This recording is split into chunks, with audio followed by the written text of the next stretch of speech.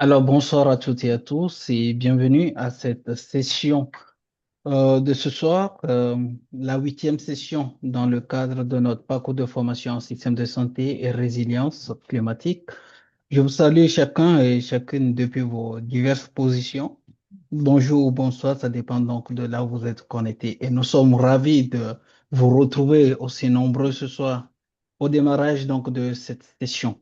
Comme vous le savez, mesdames et messieurs, ce programme est un programme conduit par l'association Nouvelle Envol pour le développement, une association basée au Togo, mais dans le cadre de ce programme, c'est un programme qui est piloté en collaboration avec différents partenaires, dont l'Association des infirmières et infirmiers du Togo, l'appui technique donc, de la GIZ et l'École de santé publique de l'Université de Columbia. Et pour le dernier module de ce parcours, nous serons accompagnés d'un expert qui n'est plus à présenter parce qu'il s'était déjà présenté lors de notre lancement. C'est Monsieur Hmm. Hakim Ouourou qui nous vient donc de, c'était moi qui a d'autres casquettes, mais aujourd'hui, il nous vient de l'ONG DEDRAS, une grande organisation, bien sûr, au Bénin, qui œuvre principalement pour la santé communautaire et sur d'autres projets.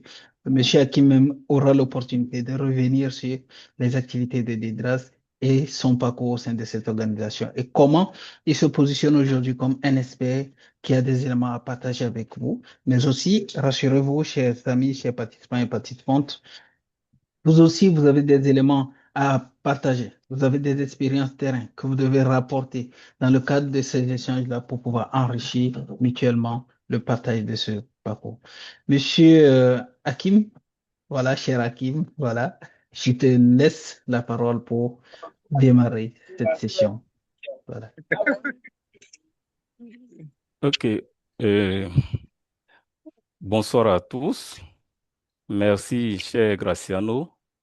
Merci à Stanislas pour d'abord, la préparation, la coordination et l'organisation de cette session de formation dont l'importance n'est plus à démontrer. Et j'ai pu suivre quelques-unes, mais alors partiellement, des premières sessions.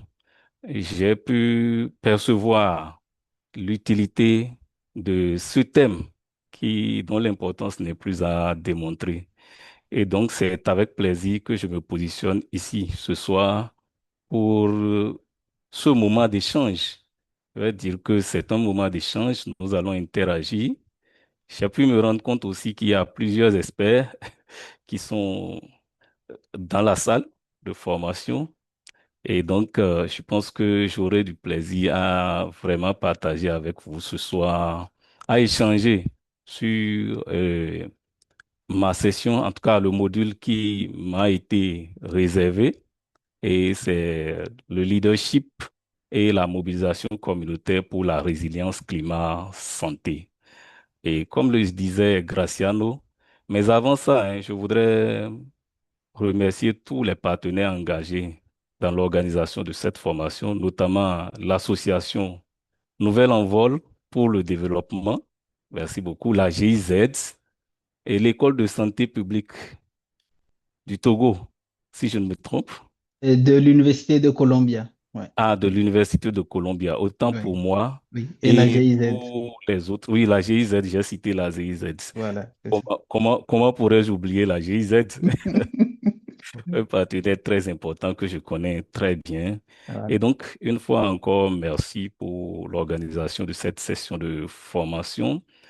Euh, Graciano a voulu que je revienne sur ma présentation. Alors, je vais prendre quelques secondes pour me présenter et dire que, en fait, à l'état civil, je réponds au nom de Hakim Oruoli. Je suis béninois. Et je réside actuellement dans le nord Bénin. Bon, je suis de la partie septentrionale. Mais en fait, lorsque vous regardez très bien la carte du Bénin, vous vous rendrez compte que Parakou, qui est ma ville de résidence actuellement, est plutôt située au centre, à équidistance avec la partie méridionale Cotonou et Malanville, qui est de l'autre côté, la ville frontalière avec le Niger. Donc, voilà. En ce qui concerne mon cursus académique, je vais dire que je suis d'abord de formation assistant social. J'ai fait l'école supérieure des assistants sociaux de la faculté des sciences de santé ici au Bénin, puis sociologue, titulaire d'un master en sociologie, option médiation et facilitation en développement. Je suis aussi titulaire de deux certificats. Un oh, sur le suivi et évaluation des projets et programmes de santé obtenus à l'IASP, l'Institut africain de santé publique de Ouagadougou. Je salue au passage tous les Burkinabés qui sont avec nous. Et le second, c'est un certificat en santé publique obtenu à EPIM, c'est au Maroc. Et merci aussi à tous les Sénégalais et à tous les Africains. Une pensée spéciale à tous les ressortissants de la RDC, nos frères qui sont actuellement confrontés à cette épidémie d'Ebola. Donc, voilà en termes de présentation ce que je peux dire. Et bien sûr, je n'oublierai pas mon organisation de provenance, qui est l'Organisation pour le développement durable, le renforcement et l'autopromotion des structures communautaires. Donc, c'est DEDRAS ONG, qui est une ONG d'envergure nationale et qui œuvre ici au Bénin dans les secteurs clés de l'éducation, de la santé, de la nutrition, de l'agriculture et de la protection des enfants. Et actuellement, je suis gestionnaire de subventions au niveau de cette ONG-là pour le plus grand projet de santé communautaire au Bénin ici, qui est le PRSCOM, le projet de renforcement de la santé communautaire financé par le département d'État des États-Unis. Bon, je ne vous refais plus cette historique-là, à savoir que c'était l'USAID entre-temps, mais bon, les choses ont changé, hein. Absolument, Donc les choses ont voilà un changé, peu, je c'est ça, suis c'est là. ça. Je suis à Desdras depuis 2014, bientôt 11 ans, où j'ai progressivement occupé les positions de spécialiste en suivi, évaluation, de gestionnaire de projet. Et actuellement, je suis à une position de gestionnaire de subvention. J'espère que la présentation a été plus ou moins complète et que nous Oui, pouvons évoluer dans le vif du débat. absolument, absolument. Sauf que vous ne nous D'accord. avez pas encore mentionné votre portefeuille là, c'est combien? Mais bon, on va pas demander de l'argent. Mais bon, ça va. Donc, pour le PRS, comme je peux vous le dire, si Oui, avec je peux vous le plaisir. dire Donc, avec ça nous plaisir, permet donc. pour le PRScom, actuellement, nous sommes à un portefeuille de 23 millions de dollars, l'équivalent de 13 millions de francs, de 13 milliards plutôt de francs CFA.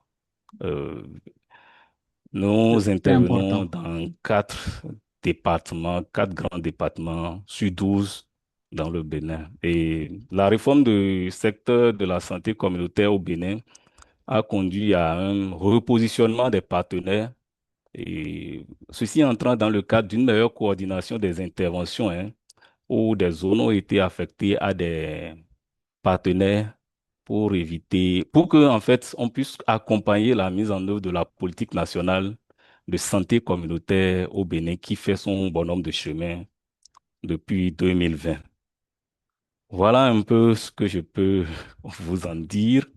Et le reste, on peut le faire en coulisses. Ça, c'est Et le sûr. reste, on peut continuer. Et je voudrais également demander l'indulgence Ouais. de Graciano, qui est le maître de cérémonie de ce soir. Je ne vois pas Stanislas.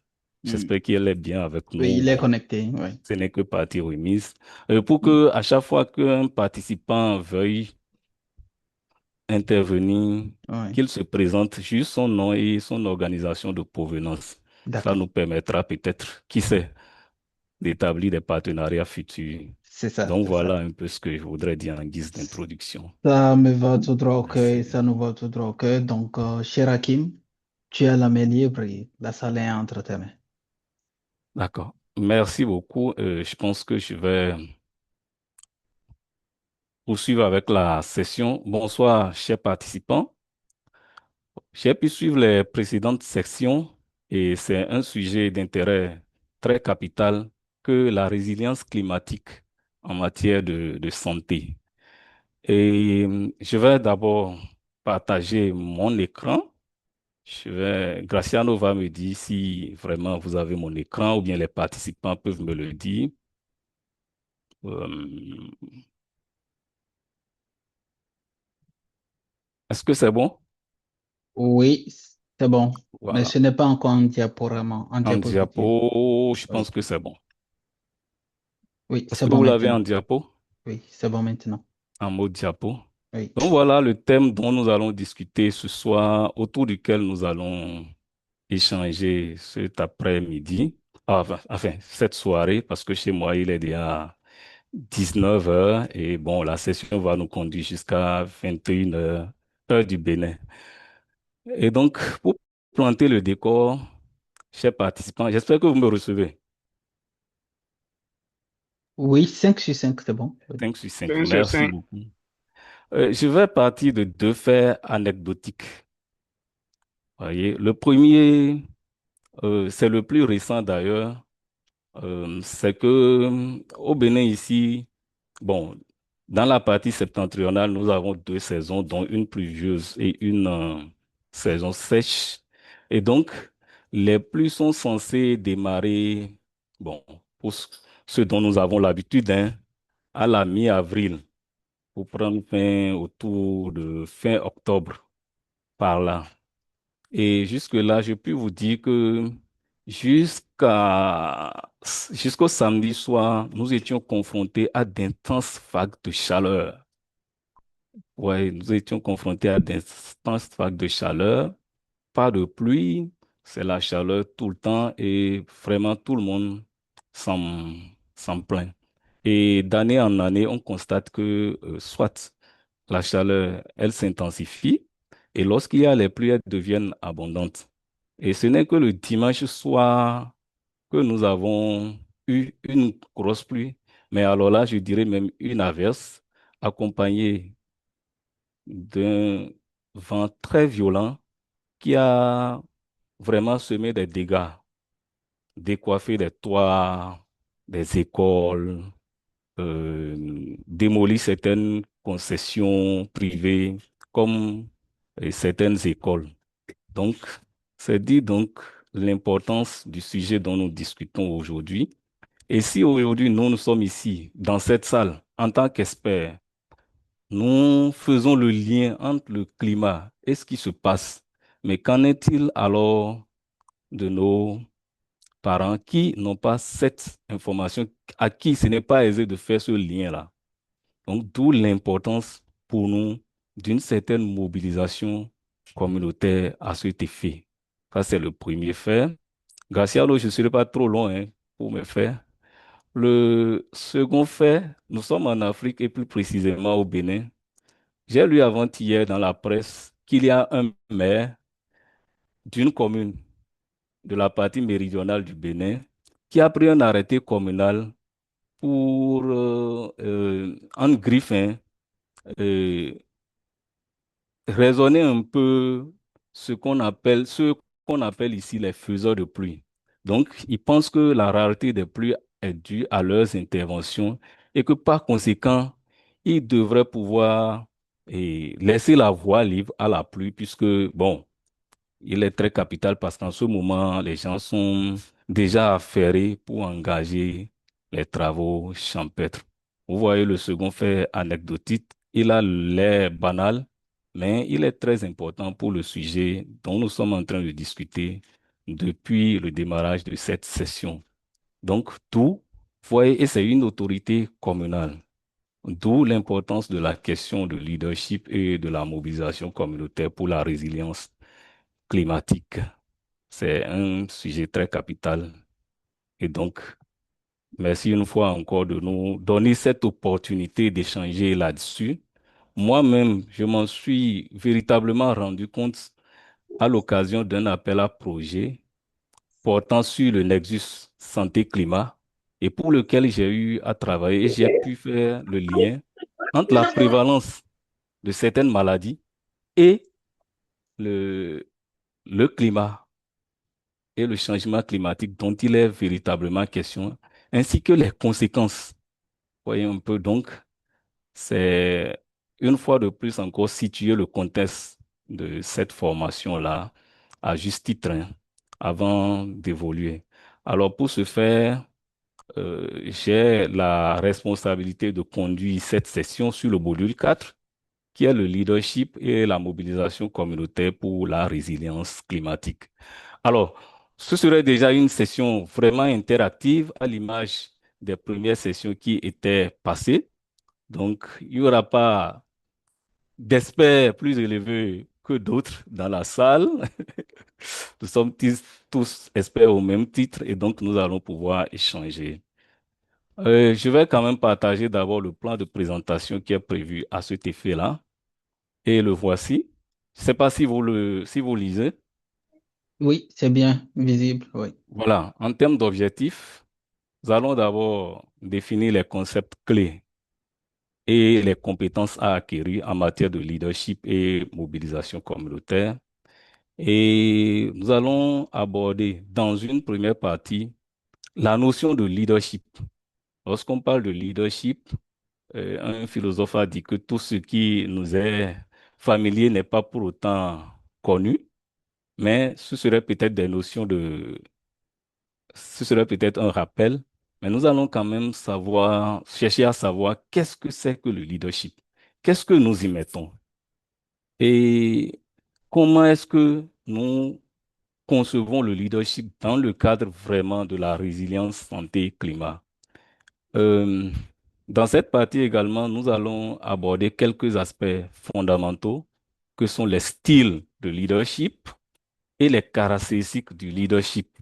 Ça nous permettra pour la suite de savoir comment nous nous positionnons en tant que leaders dans nos différentes communautés ou comment nous mobilisons d'autres leaders pour la cause du lien climat-santé. Et dans la troisième partie, nous aborderons le concept de la mobilisation. Et dans la mobilisation, nous parlerons dans un premier temps de ce que c'est qu'une communauté, qu'est-ce qu'une communauté et qu'est-ce que c'est que la mobilisation communautaire, en quoi se distingue-t-elle de l'action communautaire et nous allons finir la session de ce soir par le rôle du leader dans la mobilisation communautaire. Le leader, qu'est-ce qui lui revient en matière de mobilisation communautaire, toujours en relation avec le lien climat-santé. Donc, voilà un peu comment les points sur lesquels la, les échanges seront structurés ce soir. Et donc, pour planter le décor, je pense que Graciano et moi avons suffisamment parlé. Je vais donner l'opportunité aux participants, hein, de commencer par intervenir. Je suis sûr qu'ils brûlent d'impatience d'intervenir. Et donc, pour ce faire, première, le premier sujet dont nous allons débattre, c'est de chercher à savoir qu'est-ce que c'est que le leadership. Est-ce que deux ou trois personnes peuvent nous dire ce qu'ils ont comme compréhension, comme définition de la notion de leadership avant qu'on évolue?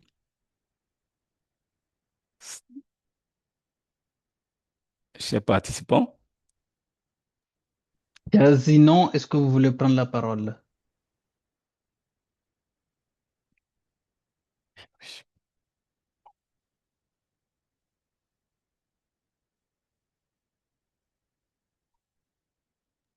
Sinon, est-ce que vous voulez prendre la parole? quelqu'un est-il inspiré dans la salle?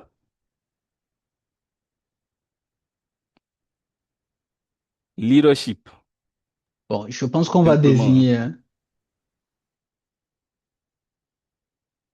Oui, quelqu'un. Ah, il y a des mains levées déjà.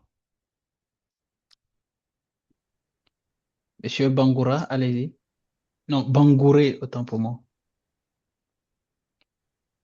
Ok, merci beaucoup. Moi, je dirais que le leadership est la capacité d'un individu euh, à influencer, motiver et guider des personnes ou une équipe vers l'atteinte d'objectifs communs. C'est ça mon point de vue. Merci. OK. Merci beaucoup. Qui d'autre a une autre approche de définition du leadership dans la salle? Il y a On va Monsieur peut-être prendre deux, Numbi. trois participants.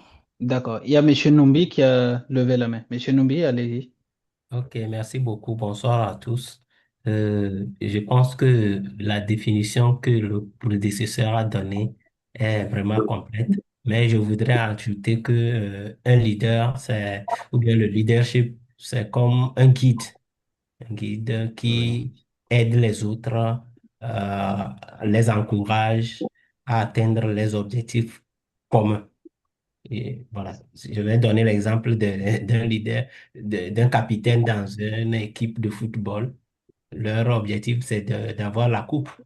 Donc, il motive, il fait tout, il guide, voilà, ainsi de suite. Merci beaucoup. Très Merci beaucoup. bien. Les mains Ah, sont toutes. Oui. oui, il y a Monsieur Justin qui a levé la... Ah non, Monsieur Fabrice.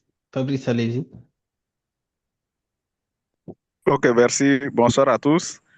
Je crois que mes professeurs ont déjà dit, hein. Moi, je dirais juste que c'est le Allô? leadership, c'est l'approche. Vous me recevez?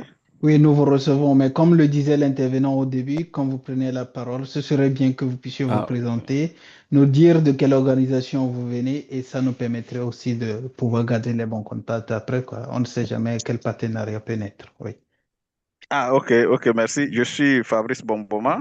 Je suis infirmier diplômé d'État au Semenou Kafou à Lomé, au Togo. OK.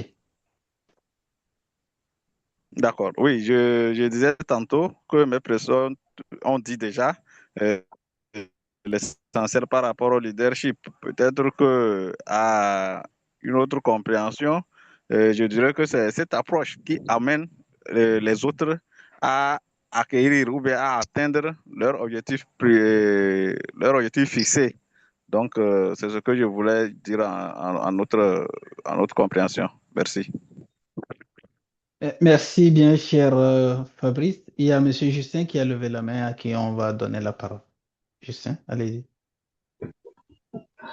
Ouais, bonsoir à tout le monde et à tous les participants pour m'avoir donné la parole pour partager. Je vais commencer par me présenter. Je suis docteur Justin Commanda. J'interviens à partir de la République démocratique du Congo. Je suis médecin de formation. Je travaille aussi avec le Médecins sans frontières que je fais plusieurs missions Oui, au niveau de terrain avec Médecins sans frontières. d'accord. C'est un peu ça, c'est concerne la présentation. Et s'il faut définir le leadership, j'ai une définition simple par rapport au leadership. C'est la capacité qu'a un individu, une personne ou un leader à influencer sa communauté ou à porter une vision. Le leadership, c'est la capacité qu'a un individu ou une personne à porter une vision par rapport dans sa communauté. C'est ce qui pratiquement peut les différencier d'un manager. Le management qui est la capacité qu'a une personne à accompagner une équipe à atteindre les objectifs d'un programme ou d'un projet quelconque. C'est un peu ça ce que je voulais apporter comme une petite précision dans cette approche. Merci beaucoup et bonne soirée à tous. Mais vous êtes toujours là, docteur Justin, donc on est toujours ensemble. Merci à toi pour ton Ouais. intervention. Mhm. Peut-être qu'on va Ouais. prendre, oui, cher Hakim, est-ce qu'on peut prendre d'autres interventions? Je pense que ça oui, devient oui, vraiment oui. intéressant. Oui, Donc, ça on va devient. prendre l'intervention de Monsieur Honoré. Honoré, est-ce que tu veux bien prendre la parole? Tu allumes ton micro, tu te présentes et puis voilà, tu nous dis ce que tu veux partager. Merci Graciano et merci à toute l'équipe organisatrice. Merci au docteur aussi. Et je suis infirmier diplômé d'État responsable de la formation sanitaire de l'ESP Kanibara au Togo. Ok. Concernant le leadership, c'est capacité d'un individu à influencer, à inspirer et surtout à guider un groupe afin d'atteindre des objectifs communs de manière volontaire et motivée. C'est ce que moi j'entends sur l'expression leadership. Merci. Merci, merci Honoré. Enfin, Peut-être, oui, cher Hakim, comme tu as aussi la vue sur les mains levées, je ne sais pas si tu veux réagir avant ou comment on fait. ok, merci beaucoup. Non, je pense que, cher Graciano, bon, à moins que certains participants veuillent encore se prononcer, Oui. sinon, je pense qu'on a véritablement eu de toutes les définitions qui sont passées. Elles se rejoignent hein, les unes et les autres, et elles sont aussi complémentaires, et elles sont également juste, je dirais, hein, en termes de leadership. Je ne sais pas si on peut faire la synthèse ou si quelqu'un a quelque chose de particulier, de spécifique à ajouter. Alors, dans Euh, ce cas, on va peut-être donner la parole à Monsieur Lukou André. ah, d'accord. Voilà, Ok. Monsieur Lukou, allez-y. Si vraiment vous avez quelque chose de plus à ajouter. Voilà. Je suis André, Oui. agent humanitaire, chargé du volet santé à la Commission des droits de l'homme de Côte d'Ivoire, mais du département de Soubré. Voilà, pour moi, ce que je veux dire concernant le leadership, il faut dire que d'abord, le leadership, on est leader d'une communauté. D'abord, pour être leader, il faudrait qu'il existe une communauté. Et dans cette communauté, il faut être un agent motivateur, inspirateur, un agent de vision Hmm. dont la communauté se réfère en toute responsabilité et en toute quiétude, en toute importance. C'est-à-dire un leader dans une communauté, c'est celui dont les actes sont des référents pour les uns et pour les autres. Hmm. Voilà, c'est ce rapport que je voulais apporter. Je vous remercie. Très bien, merci, merci vraiment, cher André. Je redonne donc la parole à Hakim pour pouvoir évoluer sur ce premier élément. Ok, merci beaucoup. Je pense qu'en termes de définition, elles ont été vraiment prolifiques. Et pour faire la synthèse, je pense qu'il y a des mots-clés qui sont apparus. J'ai entendu le mot capacité à influencer, à guider et à inspirer. Il y a également le mot motiver qui est ressorti. Et l'autre aspect très important, c'est la vision, les objectifs communs. Donc, comment est-ce qu'on motive véritablement? On inspire et on guide une équipe à évoluer, une équipe, un groupe ou des individus ou un ou plusieurs individus à atteindre des objectifs communs. Donc, la notion de leadership renvoie vraiment à cette capacité-là qu'a une personne ou un groupe d'inspirer, de motiver et de guider des individus ou un groupe à atteindre des objectifs qui sont communs tout en portant sur une vision. Je vois toujours une main levée. Est-ce que ce n'est pas une ancienne main? Autrement, on va aller sur euh, voilà, slide qui suit pour définir. Bon, ça, c'était les objectifs, hein. Je passe parce que je les avais déjà présentés et je commence par le leadership. Donc, voilà en termes de définition, l'approche de définition que j'ai pu retenir et qui est déjà ressorti hein, à travers les interventions des uns et des autres.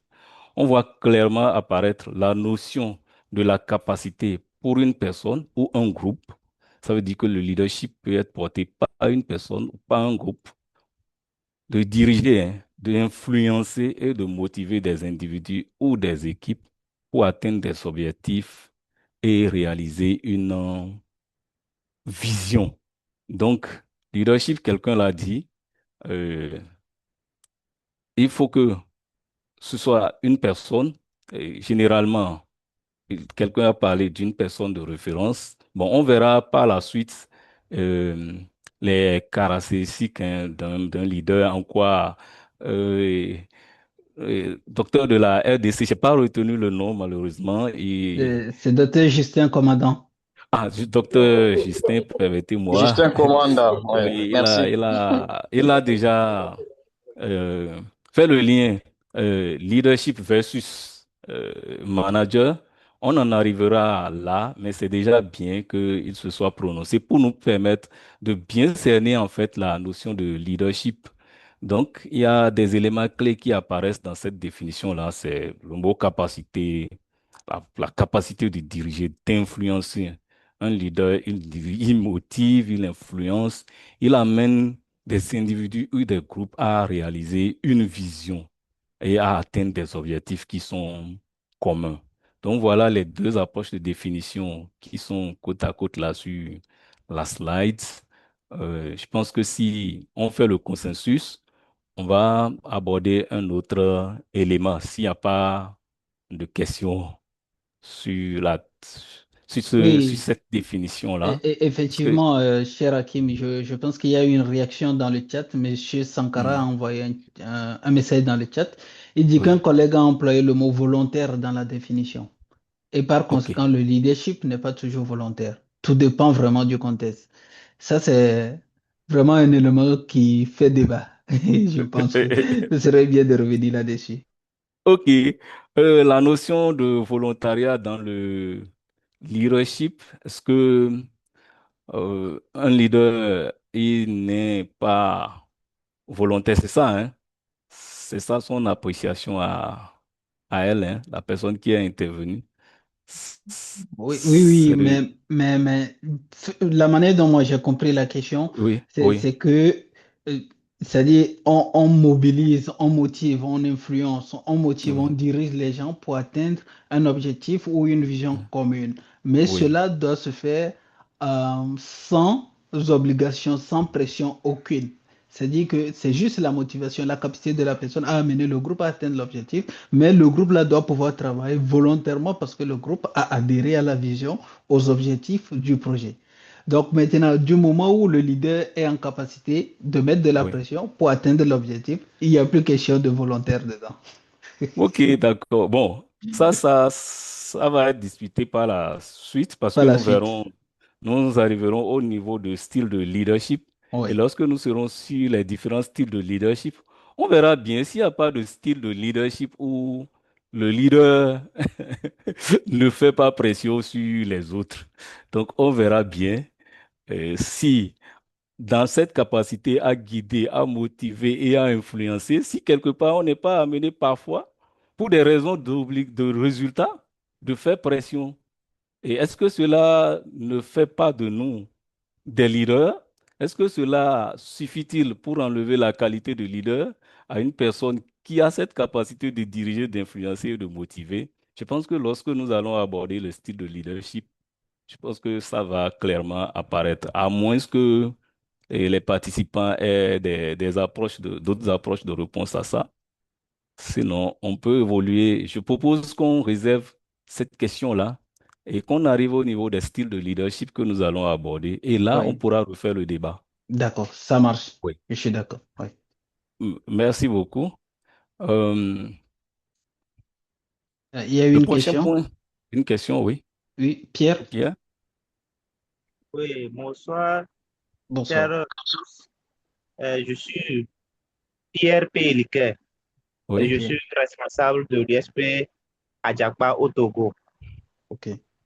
Ma question, c'était de savoir, est-ce que être leader, est-ce que il faut être forcément un chef ou bien pour pouvoir diriger un groupe ou bien dans le leadership, le chef n'est pas, faudrait pas, il faut choisir quelqu'un qui a la capacité de diriger. Hmm. C'est ça ma question. OK. Pierre Hakim, je ne sais pas si tu as bien compris sa question ou pas. Non, j'ai bien compris sa D'accord. question. Il lit le leadership, enfin, la capacité de diriger à l'occupation, hein, d'une fonction de chef. Bon, je pense qu'il y a la question leader versus manager qu'on va voir et qui va véritablement, certainement, très certainement apporter de réponse à cette question-là. Je propose que le Effectivement. participant la garde au frais. D'accord. Est-ce qu'on peut évoluer? Oui, oui, oui, on peut évoluer. Ok, merci, c'est très intéressant. C'est pourquoi j'ai tout fait pour ne pas rater les sessions précédentes parce que j'étais très intéressé et bon voilà, j'aime bien les débats. Allons-y.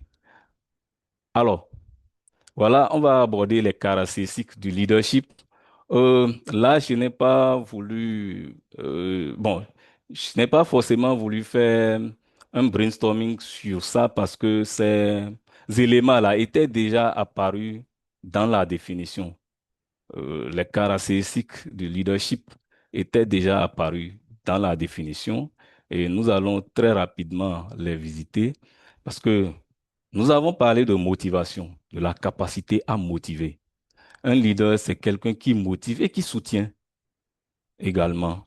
Lorsque vous êtes leader dans un groupe, vous avez pour fonction, peut-être même que vous le faites spontanément sans savoir, et la plupart des leaders que moi j'ai vus à l'œuvre, même dans les villages, parce que j'ai beaucoup longtemps travaillé dans les communautés. Vous voyez la personne, bien qu'elle ne soit pas, et là, j'espère que je ne suis pas en train de répondre à la question précédente, bien qu'elle ne soit pas à une position de chef, mais vous voyez que c'est une personne très écoutée, qui est suivie, qui sert même de référence. Et parfois, même pour nos interventions, on se trompe, on va vers le chef, mais c'est lorsqu'on échoue qu'on identifie vraiment la personne qui est véritablement un leader.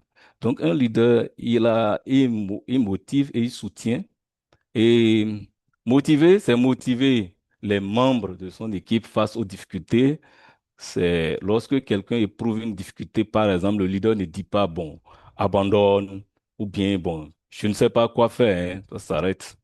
L'attitude du leader, c'est vraiment, vous avez telle ou telle difficulté et comment est-ce qu'on fait pour que vous la contourniez et sans véritablement lui imposer cela, il arrive à faire découvrir à cette personne-là son potentiel et l'encourager vraiment à mettre en œuvre l'action concrète et la valoriser. Un leader aussi valorise les membres de son équipe. Donc, il y a comme première caractéristique motiver et soutenir. Nous avons parlé de la vision et des objectifs. Oui, en termes de leadership, c'est quelqu'un qui porte une vision et cette vision-là, elle est partagée de tous. Et il y a des objectifs qui cherchent à atteindre. Il y a des objectifs que le groupe cherche à atteindre. Et d'abord, il aide la communauté ensemble, enfin son groupe, son équipe à définir vraiment ces objectifs-là à court et à long terme. Et véritablement à définir une stratégie claire pour euh, atteindre ces objectifs-là. Comme troisième caractéristique, il y a l'efficacité et la structure. Un leader, c'est quand même quelqu'un qui également sait organiser les ressources et les actions de manière structurée en respectant les besoins des collaborateurs.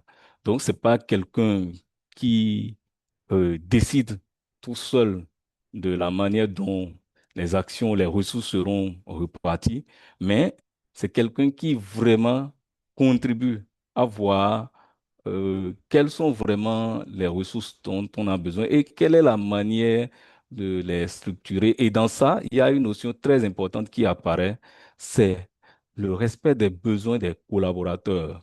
Donc, c'est pas quelqu'un qui agit en toute méconnaissance des besoins des autres. Et par la suite, nous verrons que lorsque nous allons aborder la question de la mobilisation communautaire ou du diagnostic participatif, nous verrons l'importance de du respect des besoins, l'importance du respect des besoins. Et l'audace et également le courage. Donc, la confiance. Un leader, c'est quelqu'un qui, quand même, amène l'équipe à prendre des risques calculés. C'est quelqu'un qui inspire confiance et qui rassure son entourage par l'exemple. Vous voyez, un leader, c'est quand même c'est une personne qui inspire confiance et qui aide son entourage par l'exemple. C'est-à-dire que lorsqu'on prend un leader, on verra clairement que c'est une personne de référence, un modèle. Parfois, c'est spontané en nous. Vous voyez, c'est tel que je le disais tout à l'heure en introduction de cette slide-là. Vous verrez des leaders, parfois même dans nos villages, qui sont là, qui ne sont pas à des positions, mais de par leur comportement, ils rassurent. ils inspirent confiance et ils donnent vraiment l'exemple, ils constituent une référence. Donc voilà en termes de caractéristiques du leadership, ce qu'il faut globalement retenir. Je ne sais pas si dans la salle, les participants ont des éléments et des compléments par rapport à ça, mais c'est les plus grandes caractéristiques, les caractéristiques les plus importantes qu'on peut retrouver au niveau du leadership. Donc, est-ce qu'il y a des interventions liées à ça? Alors, ici dans le chat, je vois un lot de questions, Ok, mais voilà. je ne sais pas trop si ça a un lien direct avec ce qu'on vient de dire, parce que Ouais. la question est celle-ci. J'ai quelques inquiétudes dans la rubrique des questions. OK. Oui. Première question, faut-il organiser des rencontres, réunions avec la population ou se baser sur celles qui existaient, c'est-à-dire les groupements de tontines, des prières, des groupes de prières ou les matchs? Deuxième élément, c'est Oui. quand est-ce qu'il faut faire la mobilisation? Est-ce que lorsqu'un problème naît ou bien pour se préparer à atténuer la survenue d'un quelconque problème? Et enfin, troisième question, est-ce que la mobilisation sociale dont nous faisons allusion peut rencontrer certaines limites? Je propose que M. Patmos prenne la parole peut-être pour mieux poser sa question. Bon. Hum, s- M. Patmos, bon, si, OK, ben, si vous pouvez y si, aller, voilà. oui, cher Graciano, si les participants ne trouvent pas d'inconvénient à ça, je pense que dans le déroulement, il est prévu que nous abordions cette thématique-là liée à la mobilisation communautaire, au diagnostic communautaire, parce que lorsqu'on parle de rencontrer la communauté, bon, ça fait déjà référence à aux étapes en griffe de la réalisation peut-être d'un diagnostic communautaire. Et Parfait. donc, je propose que le participant patiente, qu'on arrive à cette étape-là et nous verrons bien comment donner satisfaction à ces préoccupations. Je D'accord, ne sais c'est pas si parfait. vous êtes d'accord avec. Non, c'est bon, je Donc, pour le pense qu'on moment, va nous y sommes aller. au Ouais. niveau des notions de base hein, du leadership et je rassure quand même les participants que nous allons aborder la question liée à la mobilisation communautaire et au diagnostic communautaire participatif. Parce que nous D'accord. sommes quand même dans le lien climat-santé, la résilience climatique et donc il nous faut développer un certain nombre de compétences. Voilà, je vois toujours une main levée. Oui, c'est Monsieur Tankari qui a levé la main. Monsieur Tankari? Ah, d'accord. Ouais, merci Graciano et merci encore à Kim pour la présentation, combien de fois pertinente. Et moi, mon intervention, c'est par rapport aux caractéristiques du leadership. Oui, Donc, vous avez cité motiver et soutenir avec les commentaires que vous avez ajoutés. oui. Vision et objectif, efficacité et structure, audace et confiance. Maintenant, j'aimerais savoir, ça, ce sont des caractéristiques d'un bon leader, si je comprends bien.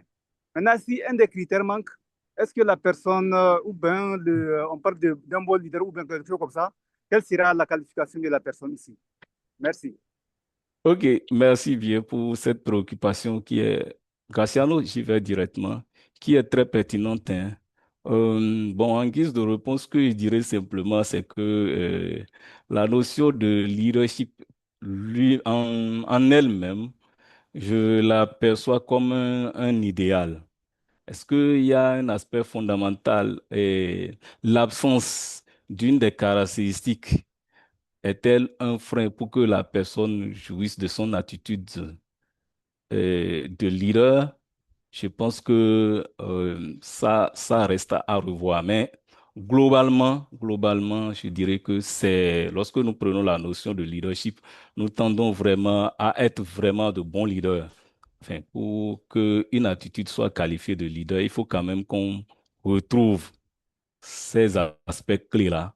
Et ces caractéristiques peuvent ne pas être à égale proportion, mais dès que l'individu développe ces aspects-là, je pense qu'on peut lui accorder le crédit de leader.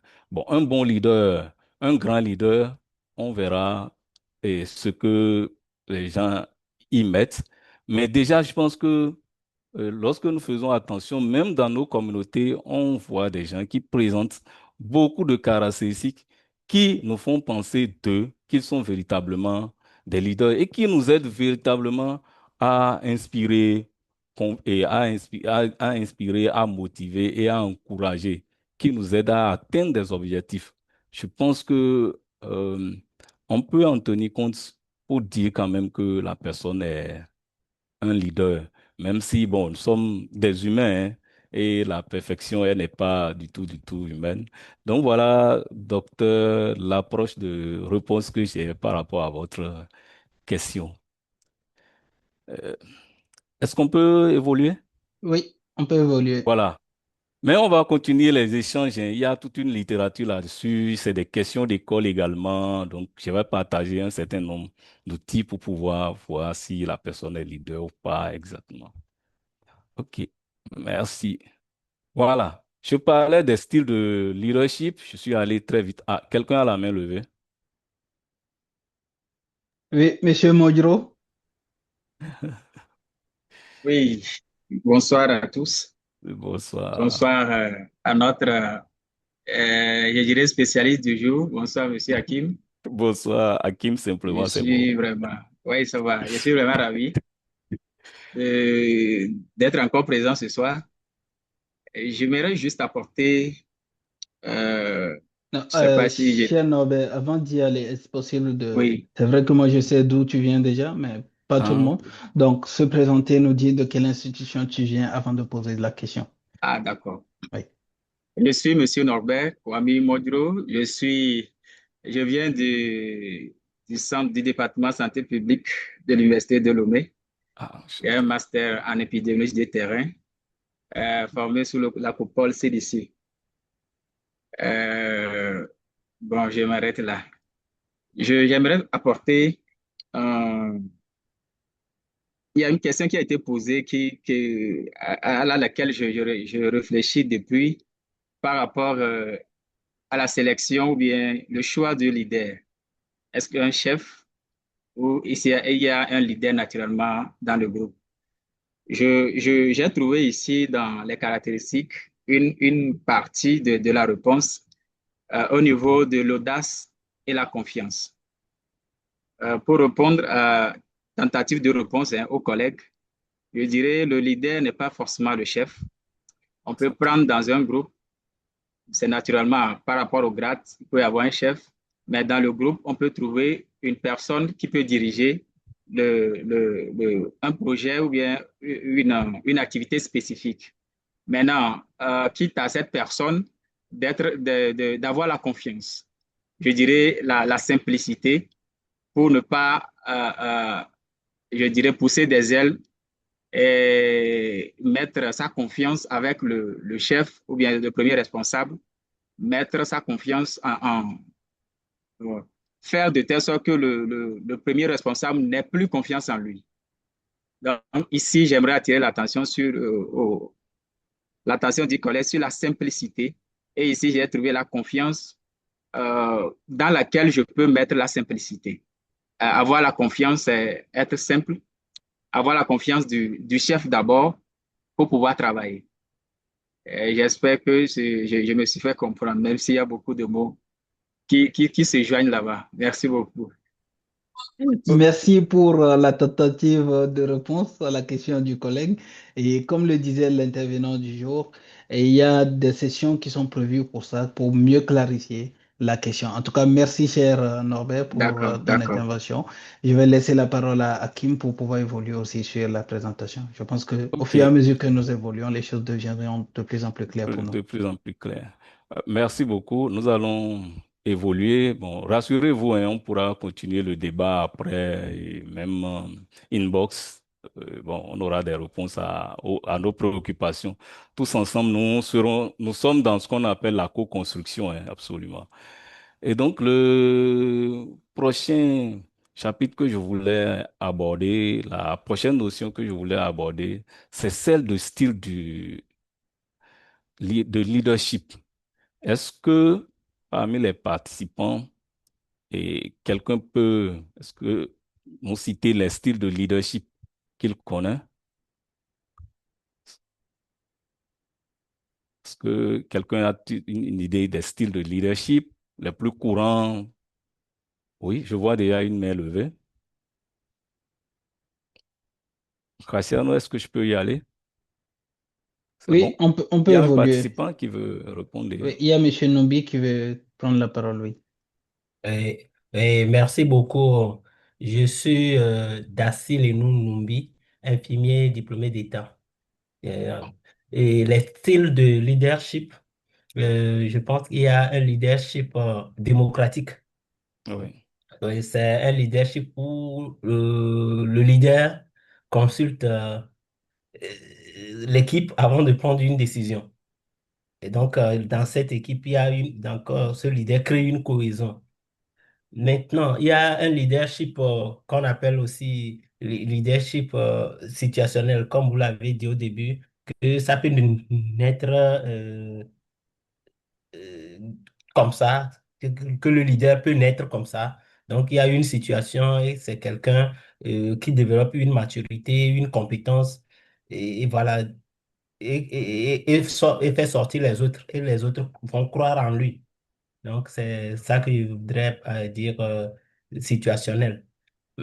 Maintenant, il y a un type de leadership. Bon, j'oublie encore. Bononde nous avait parlé d'une leadership transformationnel. Et c'est ce type de leadership qui inspire pour une vision poussée. C'est-à-dire qui pousse les gens à faire mieux, à faire plus que leur attente. Ou bien il les motive à aller plus de l'avant. Voilà. À se surpasser, si je vais le dire. Merci beaucoup. Merci pour Très votre bien, contribution. Oui. cher Numbi, je crois que c'est tout, hein. Ah, ok, il y a Monsieur Benako qui a levé la main. Oui, Monsieur Benako, allez-y. Oui, bonsoir, chers tous. Merci pour la parole. Je suis Benakou Pierre, infirmier d'État à l'ONG Aide sanitaire Action sociale à Dapon. Ok. Et je voudrais compléter un peu ce que le collègue a dit en ajoutant le leadership autoritaire dans lequel le leader prend des décisions unilatérales sans pour autant consulter l'avis des membres de son groupe. Merci. Très bien, cher Hakim, je pense qu'on peut évoluer. OK, merci beaucoup aux deux intervenants qui ont cité des styles de leadership. Je pense que dans leur réponse, il y a des styles de leadership qui sont clairement apparus, mais nous allons faire une synthèse. Il faut dire qu'en la matière, la littérature est assez abondante, mais pour la circonstance, je me suis attardé sur de leadership, six types de leadership, les plus courants, les plus connus et les plus cités. Et nous allons les visiter pour voir quelles sont les caractéristiques. Quand dit-on qu'un leader est démocratique et quels sont les avantages et les inconvénients de ce style de leadership? Euh, voilà, et quelles sont les limites également? Et dans quelles circonstances il faut vraiment euh, suivre ce style de leadership? Il faut vraiment opérationnaliser ce style de leadership. C'est ça que nous allons aborder. Pour ce faire, je pense que il y a déjà dans les six types, il y a déjà le leader démocratique qui est apparu. C'est ça le leader participatif, en fait. Lui, au niveau du leader participatif, c'est quelqu'un qui cherche à prendre véritablement l'avis du groupe. Il ne s'impose pas, il demande, et vous, qu'en pensez-vous? Donc, voilà, c'est le style participatif. Il y a le style directif. Bon, le style directif, lui, bon, c'est un leader qu'on peut appeler, qu'on peut qualifier d'un leader qui est, bon, autoritaire et qui cherche à imposer, lui, sa vision. Que le groupe soit prêt ou pas, qu'il soit d'accord ou pas, il définit une direction que tout le monde doit suivre. Il y a les leaders qui, chef de file. Bon, lui, il est le leader chef de file et lui, la caractéristique fondamentale au niveau de leader chef de file, c'est que il prend une direction et amène les autres à le suivre. Nous avons le leader coach, nous savons ce qu'on nous sommes tous amateurs à divers niveaux d'une équipe de football et nous savons ce que c'est que le coaching. Donc, il y a le leader coach. Tout à l'heure, on verra les caractéristiques. Il y a le leader visionnaire, c'est-à-dire une personne qui porte vraiment une vision, qui l'amène progressivement aux autres à épouser et pour aller. Il y a le leader collaboratif. Donc, voilà les 6 styles de leadership que nous avons retenu ici pour la circonstance. D'aucuns parlent de leadership transformationnel, mais il est quand même important de retenir que on peut glisser. Vous voyez, une seule et même personne peut glisser d'un style donné à un autre selon les circonstances, euh, selon les objectifs poursuivis et selon lui-même le résultat qu'il compte atteindre. Et donc, nous allons essayer de visiter une à une ces notions de chaque style de leadership. Et je commence par le premier, le leader directif. Vous voyez là affiché le slogan au niveau du leader directif. Donc, lui ne demande pas deux choses. C'est qu'il vous dit qu'en termes de slogan, faites ce que je vous dis. Donc, c'est ça le style directif. Il y a des effets sur l'équipe. Donc, nous avons essayé de voir, en fait, quand on prend un style de leadership, quels sont les effets sur l'équipe? Voyez, quels sont les avantages et les inconvénients? À quelles circonstances ce style-là est adapté? Ainsi, lorsqu'on prend le style directif, on voit que c'est presque toujours négatif parce que vous amenez des gens à faire quelque chose, certainement contre leur gré, parce que vous vous dites, faites ce que je veux. Et il entame la motivation intrinsèque. Vous voyez, donc, du, du moment où c'est, cela vous est imposé, donc vous n'arrivez plus à faire montre de toute la motivation qu'il faut.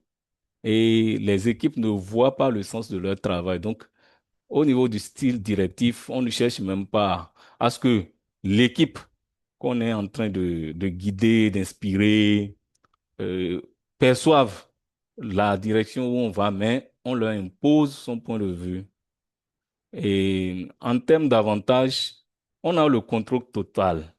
Donc, le leader, il a le contrôle total du groupe, de chaque membre du groupe. Et en termes d'avantages, il y a également les avancées rapides. Ça dit que comme c'est directif, vous n'avez pas de temps à perdre à recueillir les points de vue des uns et des autres et à faire la synthèse, à voir qu'est-ce qui est bon, qu'est-ce qui n'est pas bon. Mais vous avez votre schéma que tout le monde doit suivre. Donc, ça génère des inconvénients. Vous verrez des gens qui sont là dans le groupe, vous êtes avec eux, mais ils sont dans une position de résistance passive parce qu'ils ne peuvent rien. Peut-être que vous êtes les circonstances ont fait que vous êtes le chef et que là, ils ne peuvent pas résister et c'est inefficace pour des tâches complexes et créatives parce qu'on ne donne pas l'opportunité aux gens vraiment d'exprimer leur point de vue, de faire éclater leur potentiel qui est véritablement en eux. Et ce leadership, il est optimal pour les cas de crise. Lorsqu'on est dans une situation de crise, il est difficile de s'attarder à véritablement chercher à prendre les points de vue des uns et des autres. Il faut vraiment évoluer le plus vite possible parce que la crise, elle est là, elle n'attend pas. Et pour prendre un virage serré ou recadrer des collaborateurs problématiques. Parfois, dans les groupes aussi, vous avez des gens qui sont en griffe, des personnes casse-pieds et lorsque vous ne les recadrez pas, vous ne pouvez pas avancer. Donc, ce style de leadership est également optimal pour ces genres de petites choses. Donc, voilà un peu pour le leader directif. Je ne sais pas si vous avez des questions là ou bien on présente d'abord tous les styles et après on fait le débat globalement. Je Cher propose Graciano, qu'on c'est bon? parte sur cette dernière option. On présente tous les styles et puis on fait des Voilà, débats de on fait le façon globale. débat. Dans tous les cas, vous pouvez noter, hein, les débats peuvent se poursuivre. OK, on vient de voir le style directif.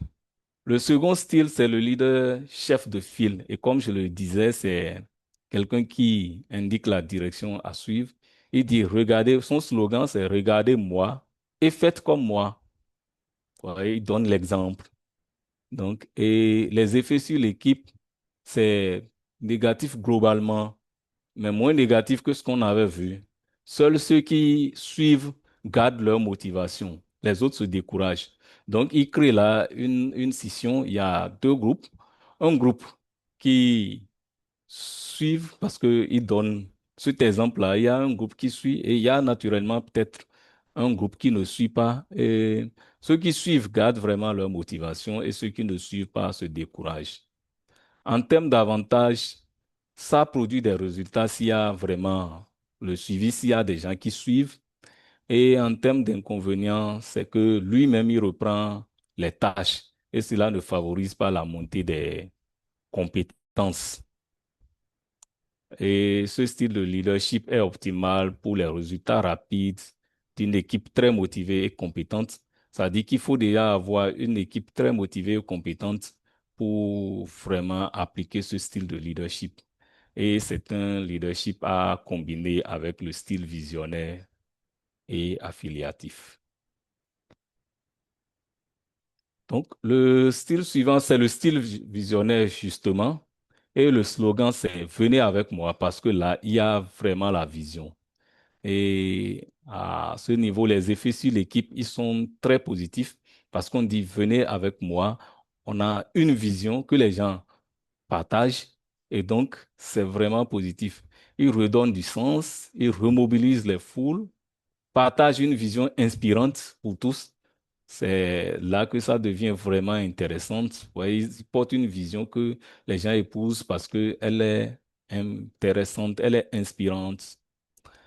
En termes d'inconvénients, c'est un style qui présente peu d'inconvénients. Il faut juste veiller à être convaincant et avoir un management qui traduit la vision en actes. Donc, il ne faut pas être rêveur non plus. Sortir une vision qu'on ne peut pas traduit en actes. En termes d'inconvénients, c'est que, bon, c'est un leadership comme on l'a vu, hein, pour le leader démocratique.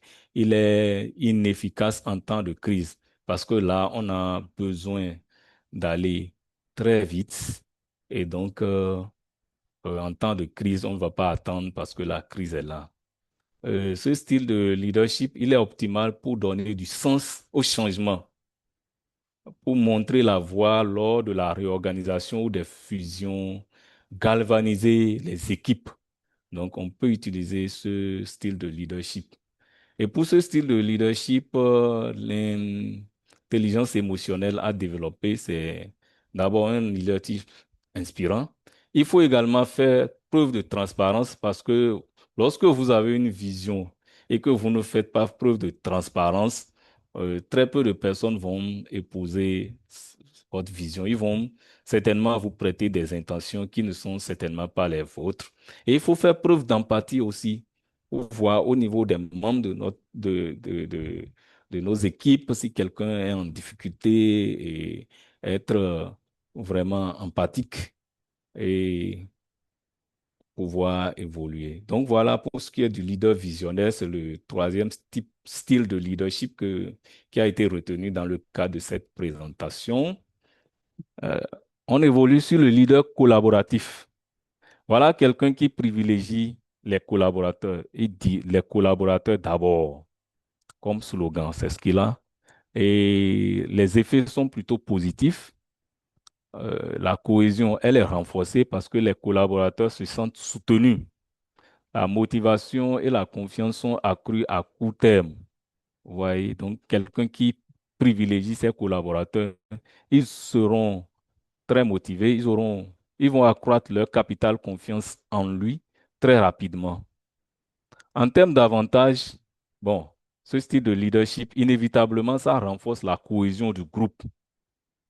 Parce que lorsque vous vous sentez vraiment valorisé en tant que collaborateur, ça vous motive. Et si tous les collaborateurs sont vraiment privilégiés, et cela renforce la cohésion du groupe.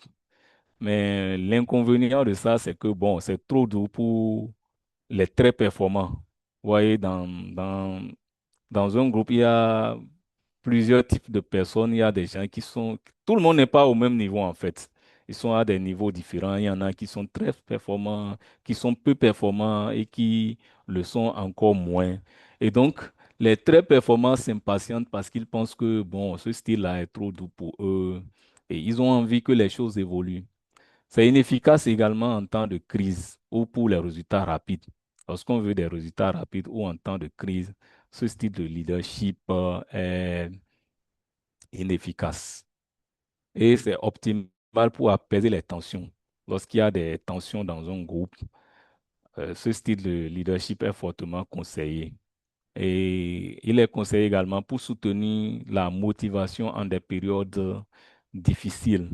Euh, j'ai, je, je vais vous raconter une petite histoire, mais alors là, en 30 secondes, j'ai eu par le passé un directeur financier et dès que, cher Graciano, les choses sont en retard à la fin du mois, vous savez de quoi je parle.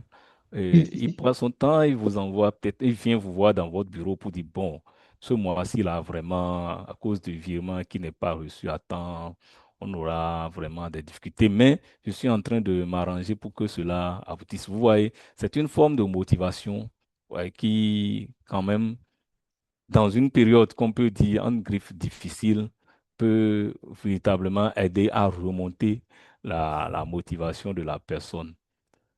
Donc, voilà.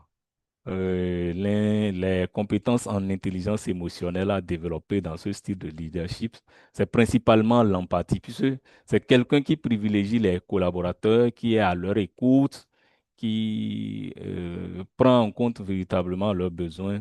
Il est forcément empathique. Le cinquième style de leadership, c'est le leader démocratique. Bon, bien souvent, c'est le type de leadership que tout le monde, lorsqu'on pose la question, tout le monde trouve idéal parce qu'on a parlé de participatif, de démocratique. Vous voyez, c'est vraiment ça. Bon, en tout cas, les effets sont positifs, hein, sur ce dans ce style de leadership. Chacun se sent entendu. Voyez, attention aux performants qui s'impatientent des délibérations collectives. Là encore, si vous avez des gens qui sont très performants, pour eux, ça va leur paraître, le processus leur paraît long. Eux, ils ont déjà la solution à côté, ils pensent qu'il faut aller vite. Mais bon, du fait que c'est démocratique et participatif et qu'il faut prendre l'avis des groupes, ceux-là s'impatientent. Bon, en termes d'avantages, il y a la créativité collective parce qu'on prend l'avis des uns et des autres. Il y a l'intelligence collective. Et en termes d'inconvénients, bon, c'est ce que nous avons dit plus haut, hein. S'il faut prendre l'avis de tout le monde alors que on veut des solutions rapides, des résultats rapides, que nous sommes en temps de crise, ça veut dire que c'est très peu efficace dans cette circonstance-là. Et ce style de leadership est optimal pour obtenir l'unanimité et l'engagement, recueillir des idées de collaborateurs, d'experts, trouver la bonne voie ensemble. Bon, chers participants, vous jugerez comme exercice, hein, Graciano et Stanislas pour leur style de leadership au cours de cette formation-là. Donc, Ah, on va donc, évaluer ça on après. va évaluer ça après. Bon, voilà, bon, c'est juste pour Ouais. un peu amuser. Donc, les compétences en intelligence émotionnelle pour ce style de leadership, c'est le travail d'équipe, la gestion des conflits, parce que c'est quelqu'un qui est quand même et démocratique et lorsqu'il y a conflit, lui, il sait gérer les conflits. Il veut vraiment les gérer. Et il y a une influence, il y a l'empathie. Alors, le dernier style que nous allons voir, c'est le coaching. Le coaching. Et tout à l'heure, nous avons donné l'exemple d'un coach en football, c'est l'exemple idéal, hein. Et le coach, lui, son slogan, c'est essayer ça. Ouais, c'est essayer ça. Donc, les effets sur l'équipe, c'est que c'est positif. Chacun se sent considéré et soutenu dans son développement personnel et professionnel. C'est-à-dire, c'est un leader qui cherche à voir quels sont vos, vos, vos défaillances entre griffes, vos faiblesses, et qui vous coach personnellement, qui vous suit. Et il le fait avec autant de membres de son équipe. Ouais, donc, chacun se sent considéré et soutenu. Et en termes d'avantages, ça développe l'autonomie. En fait, ça permet à la personne d'être à la longue hein, autonome. Et en termes d'inconvénients, c'est que c'est difficile à mettre en œuvre parce qu'il faut pouvoir vraiment coacher chacun dans ses tâches, dans sa position. Ouais. Et c'est inefficace pour les résultats rapides où les collaborateurs sont micro-managés. Donc, là où vous avez des collaborateurs qui sont avec vous et qui sont à des positions infra, c'est vraiment inefficace. Et c'est optimal pour aider le collaborateur à améliorer sa productivité, développer ses ressources, être plus efficace dans l'autonomie. Donc, compétences en intelligence émotionnelle, c'est le développement des autres, la conscience émotionnelle et l'empathie. Donc, voilà les 6 styles de leadership qui ont été retenus dans le cadre de cette présentation. Il y en a d'autres, hein, mais en général, c'est sur ces styles-là que beaucoup se basent en termes de leadership. Donc, voilà, cher Graciano. Nous venons d'aborder les styles de leadership et de voir quels sont les éléments qui les caractérisent chacun en ce qui le concerne Mm, et quels sont les avantages et inconvénients. tout à fait. Merci. Oui, Mais merci, cher Hakim. Je pense que c'est le moment de prendre une petite gorgée d'eau. C'est oui, important pour voilà, absolument. se désaltérer. Et c'est le moment de Absolument. donner la Pour parole ma aux bouteille d'eau. participants qui veulent bien prendre la parole pour peut-être des questions. Mais bien avant, moi, j'ai une question pour vous, chers Oui. participantes et chers Ah, participants. d'accord. Euh, Au regard des styles enfin, de leadership que Hakim vient de présenter, moi j'ai envie de savoir, de vous entendre par rapport au style que vous pratiquez Mhm. dans votre milieu de service. Parce que j'ai entendu les gens se présenter, je suis responsable de formation sanitaire, je suis Exactement. tel, tel, tel. Quand on est responsable quelque part, ça veut dire que systématiquement, d'une manière ou d'une autre, on pratique le management et systématiquement le leadership.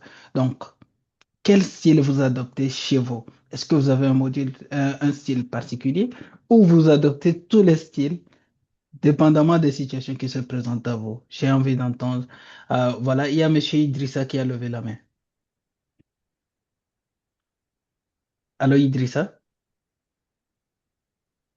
Ok, merci, Dr. Graciano, pour la parole. Et désolé d'être venu en retard aujourd'hui. Il y avait la pluie et sur le terrain Voilà, aussi. je te rappelle Donc, une moi, petite je pense règle. Allô, que. allô, allô?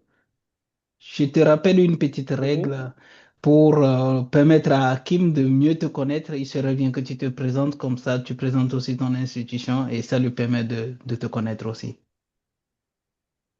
Ok, ça marche. Donc, merci pour ce rappel. Je suis Idriss Adafé. Je suis coordinateur du district en charge d'immunisation et de la surveillance des maladies évitables par la vaccination dans un district sanitaire appelé Massantan en République de Guinée. Donc, Massantan, c'est l'une des préfectures qui est au sud de la République de Guinée, vers la frontière du Libéria. Ça, c'est la Guinée forestière. Donc, Ok, enchanté. Mhm. la Guinée forestière, exactement. Voilà. Donc, Allons-y. Oui. par rapport à la question, moi, je pense bien ici, par rapport à ces différents styles de leadership, personnellement, je ne dirais pas que c'est forcément un seul style qu'ils utilisent, puisque les Absolument. styles dépendent, pour moi, dépendent Les aussi du circonstances. contexte, mais aussi la cible en face. Absolument. Donc, c'est en fonction de ça, on adopte le style et puis ici, on cherche à galvaniser afin d'atteindre les objectifs. Très bien. Merci. Merci Idrissa. Il y a Honoré qui a levé la main. Oui, Honoré, allez-y.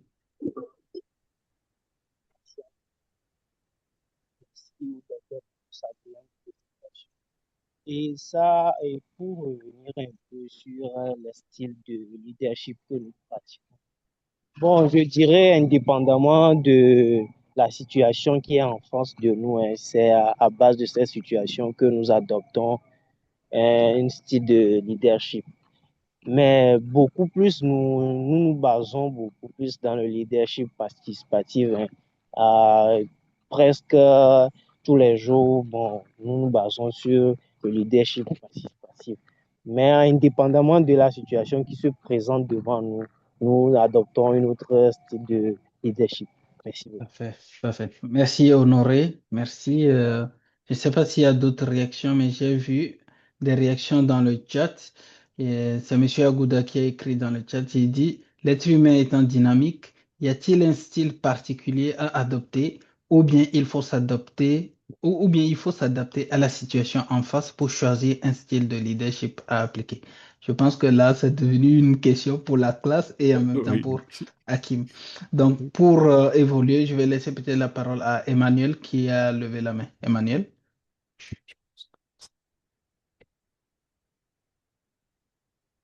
Emmanuel, vous voulez plus prendre la parole. Donc, on laisse la parole à Sabonga. Ah, si. Ah, ok. D'accord. Allez-y. Bonsoir, bonsoir tout le monde. Bonsoir. Moi, c'est Emmanuel Mouagirnodji. Je suis nutritionniste de formation. Oui. Et je travaille comme animateur nutrition et fortification au niveau de l'ONG Soko de Bio au Tchad. Au Tchad, ok. Et moi, en fait, j'ai un style, je ne sais pas si ça doit cadrer avec les 6 autres qui sont là. Bien que parfois j'utilise un peu le style participatif et autres, mais j'ai une manière là de travailler, j'aimerais un peu le dire si le SPER pour nous aider à classer ça quelque part. Je travaille plus avec la passion, c'est-à-dire j'essaie de persuader tous ceux qui sont autour de moi par l'amour de ce qu'on est en train de faire. Et à la fin, tout le monde finit par épouser l'idée et on travaille ensemble. Je ne sais pas dans quel cadre il faut classer ça exactement. Merci. Très, très bien. Cher Hakim, je ne sais pas si tu veux qu'on fasse le tour et après tu vas réagir ou tu veux réagir en même temps. Bon, je vois encore des doigts levés, mais bon, je crains que certaines questions ne m'échappent. Ok, donc on peut rebondir sur ces questions d'abord et puis on va Oui, prendre M. Goutante. euh, oui. Sinon, merci d'abord pour ces différentes réactions et par rapport à la préoccupation du tout dernier intervenant, je pense que j'ai pas retenu le nom malheureusement, mais ça viendra avec le temps. Je pense que dans son intervention, il est ressorti clairement le mot passion. Oui. Et moi, je perçois sa passion-là comme étant une vision, en fait. Et il a également fait ressortir le fait que les gens finissent par épouser. Ça veut dire qu'il a une vision qu'il arrive à faire adopter, à faire épouser par les gens. Et donc, moi, je vois ce style-là, je le vois beaucoup plus dans le leader visionnaire Mm. qui amène les gens à suivre une vision et qui fait épouser cette vision-là. Ils finissent, les gens adhèrent, à moins que les gens n'adhèrent pas à sa vision ou que ça ne suive pas, mais il arrive à obtenir des résultats. Donc il y a il combine à la fois le style participatif et le style visionnaire. Et comme l'a dit, je crois, je ne sais pas si c'est le premier intervenant, en fait, il y a pas de... Bon, à moins qu'on ne laisse les autres parler, on peut rapidement glisser d'un style à un autre selon les circonstances, selon le contexte, comme les gens l'ont dit.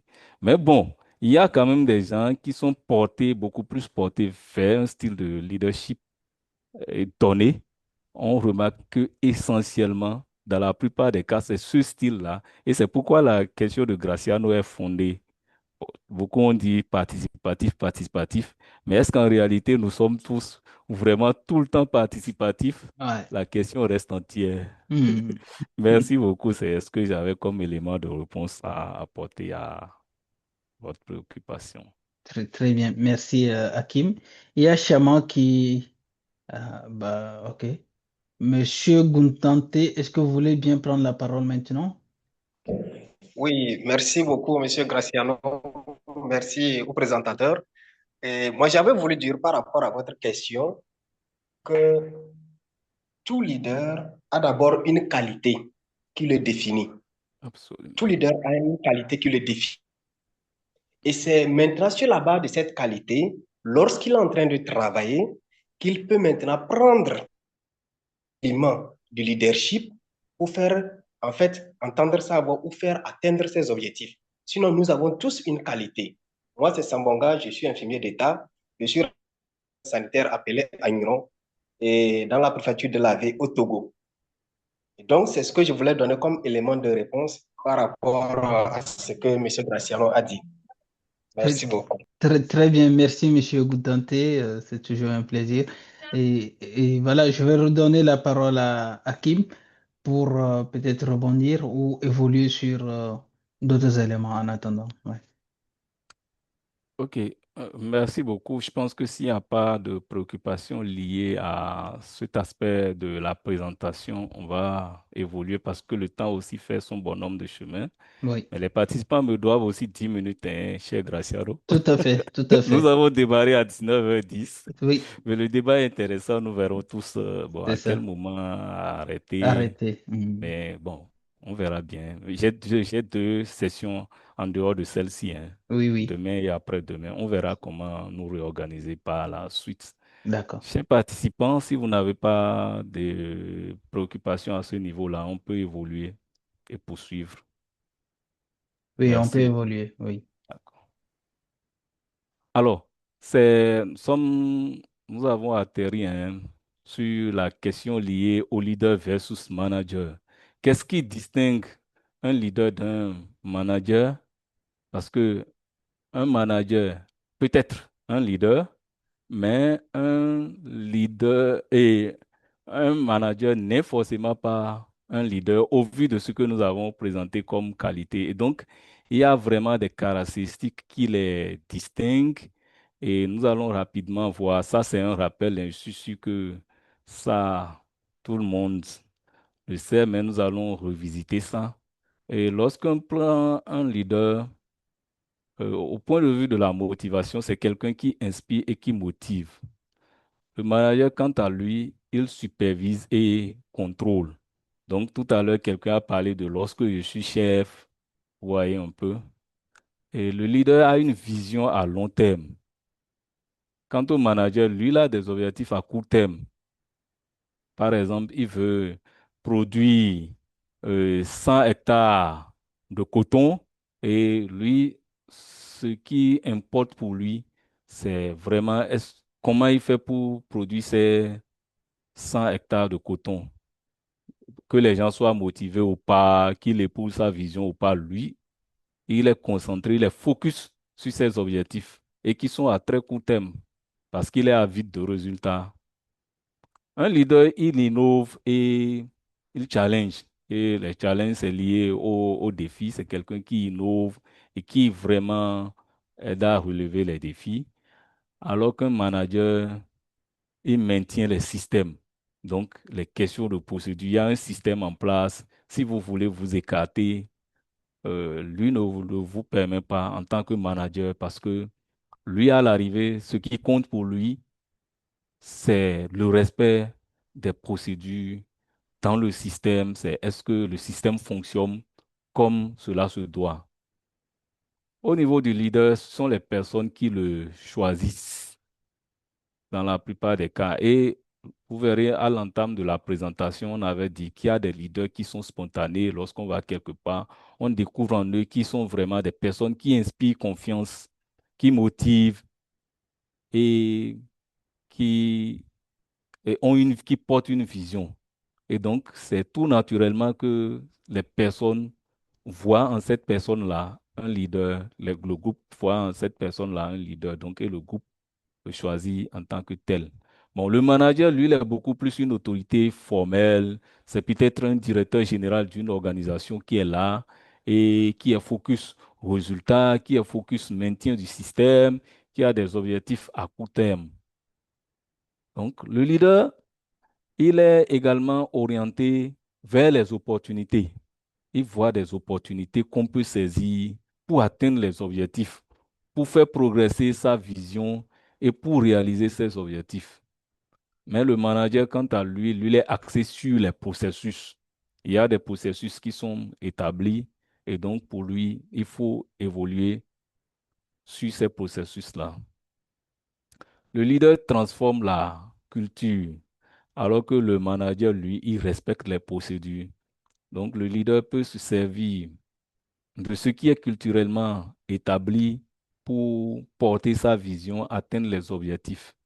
Quant au manager, lui, ce qu'il attend de vous, là, c'est le respect des procédures, parce que lui, son unité doit fonctionner sur la base des procédures qui sont établies.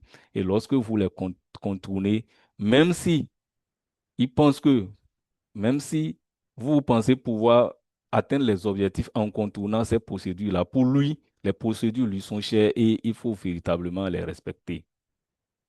Et on l'avait dit, le leader guide par l'exemple et par les valeurs. Donc, vous voyez, le leader, il vous sert d'exemple et il y a des valeurs qu'il incarne, alors que le manager, lui, il délègue et coordonne les tâches. Il dit, bon, cette fonction-là, je vous la délègue. Bon, vous faites ça, vous faites ci. Et à l'arrivée, il vient, il contrôle, il supervise. Est-ce que ce que j'ai demandé de faire, est-ce que c'est fait? Tandis que le leader, il peut même s'asseoir et vous déléguer les tâches et rester là. Pourvu qu'à l'arrivée, il vous supervise, vous contrôle et voici vraiment vous avez réalisé ces tâches. Alors que le leader, lui, ne s'assoit pas. Il donne l'exemple à suivre. Il a des valeurs qu'il partage avec vous. Donc, voilà les différences fondamentales entre le leader et le manager. Elles sont déjà apparues dans l'intervention des participants. Je ne sais pas, il se peut qu'il y ait d'autres différences fondamentales. Et donc, c'est le lieu également de se prononcer là-dessus si vous pensez qu'il y a d'autres différences. Ou si ça a suscité en vous quelques questions, on peut tous ensemble chercher à répondre à la question de par nos positions respectives. Donc voilà, cher Graciano.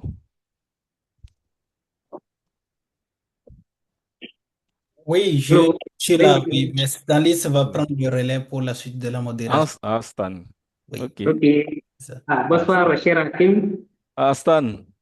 Oui, oui, oui. Merci Ok, pour tout. d'accord. Oui. Ok, donc merci pour tout. Chers participants, par rapport à la présentation, la différence entre un leader et un manager, si vous avez des inquiétudes, des zones d'ombre que vous voulez encore plus d'éclaircissement, vous avez la parole pour poser vos questions. Merci. Il y a Monsieur Emmanuel qui a levé la main. Je voyais Monsieur Anaté aussi, mais voilà, il y a Emmanuel qui a levé la main. Oui, bonsoir. Merci encore une fois de plus pour la parole accordée. Ok. Et moi, j'aimerais m'intéresser un peu sur l'idéal en question. Par exemple, le projet qui guide le leader ou les activités en question. Est-ce que ces éléments peuvent aussi, à un moment, modifier aussi son style de leadership? Du moment où si l'idéal est un peu modifié ou bien ses ambitions sont un peu légèrement, en tout cas, ne cadrent plus avec sa vision des choses, à un moment donné, ça ne pourra pas peut-être modifier un peu son leadership ou peut-être le rendre un peu plus négatif par rapport à ce qu'il était au début. Merci. Ok, OK. merci beaucoup, cher Merci. Emmanuel. Oui. Oui. Ok, Monsieur Hakim, vous avez la parole si vous voulez répondre par rapport à son inquiétude. Oui, je veux peut-être partir d'un exemple. Monsieur Emmanuel, lorsque, par exemple, vous êtes à un niveau de responsabilité donné et qu'il vous incombe la responsabilité de l'élaboration de votre rapport annuel et que vous avez des collaborateurs qui sont à des positions données dont vous attendez très certainement des éléments pour consolider votre rapport et que ces éléments ne sont pas, vos collaborateurs ne sont pas en train de vous les fournir à temps. Est-ce que là, bon, je réponds à une question, pas une autre question, hein. Alors, quel style de leadership vous allez appliquer en ce moment-là? Est-ce que vous resterez toujours leader participatif, démocratique? Cher Emmanuel? Je crois, Ouais, hein, non, à ce niveau, on doit légèrement modifier les choses. Ah, vous voyez un peu, donc, c'est comme l'a dit, bon, l'un des intervenants, docteur, bon, j'oublie le nom, hein, vous allez m'excuser pour ça, ça viendra avec le temps. Donc, ça dépend vraiment des circonstances. On peut être un leader participatif par essence, mais il y a des moments où on est obligé d'utiliser le style directif parce que vous avez besoin des résultats immédiats, parce que vous avez affaire peut-être à un certain nombre de collaborateurs qui ne sont pas au même rythme que vous, alors que vous avez besoin de leurs résultats. Donc, vous voyez, parfois, on veut bien utiliser le style, tel ou tel style, mais parfois même le style lui-même s'impose à nous sans que nous ne le sachions. Donc, voilà ce que je peux dire, c'est Stanislas, en guise de réponse à cette préoccupation. Toutefois, les participants, les collègues sont là, ils peuvent apporter également leur contribution. Ok, merci beaucoup, cher Hakim. J'espère que votre réponse en va de même pour moi, parce que c'est au cas par cas. Voilà. On ne peut pas, ça peut changer dans certaines situations. On ne peut pas être toujours participatif. Par exemple, pour ce cas de rapport, on le veut à tout prix. Mais on ne peut pas toujours continuer. On peut changer, amener à changer notre style de leadership. Merci beaucoup. Alors, chers participants, si quelqu'un a une contribution par rapport à cette question, il a la parole, hein. Ok. Je vois toujours. Bon, Monsieur Emmanuel, vous avez la main levée, vous n'êtes pas satisfait ou bien c'est une ancienne main, s'il vous Non, plaît. c'est juste un ajout par rapport à l'intervention de l'expert. Ok. Oui, moi j'ai un exemple sur moi-même par rapport à mon parcours. Au début, j'avais commencé avec la prise en charge de la malnutrition. C'est-à-dire, on était là, on prenait en charge les enfants qui venaient déjà avec la malnutrition. Le travail me plaisait beaucoup, c'est bien, mais à un moment de ma carrière, j'ai basculé dans la prévention de la malnutrition. Et j'ai vu que ma passion pour la prévention est débordante par rapport à la prise en charge de la malnutrition que je faisais entre-temps. Et là, je vois que mon style de travail même a vraiment changé par rapport Changer. à la prévention, tout ça. Donc, c'est pourquoi je me dis que est-ce que lorsque l'idéal est un peu changé, automatiquement, parfois, on se retrouve en train d'avoir une autre manière de travailler. Peut-être on développe encore d'autres choses. Comme à part à moi, c'est la passion. Je vous parle de la prévention de la malnutrition. Vous allez vraiment tout de suite vous tomber amoureux de ce qu'on a fait la prévention de la malnutrition. Vous voyez? Donc, c'est à peu près aussi l'idéal. Quand l'idéal change, ça change aussi un peu Ça avec change, le style absolument. de leadership. Merci beaucoup. Absolument.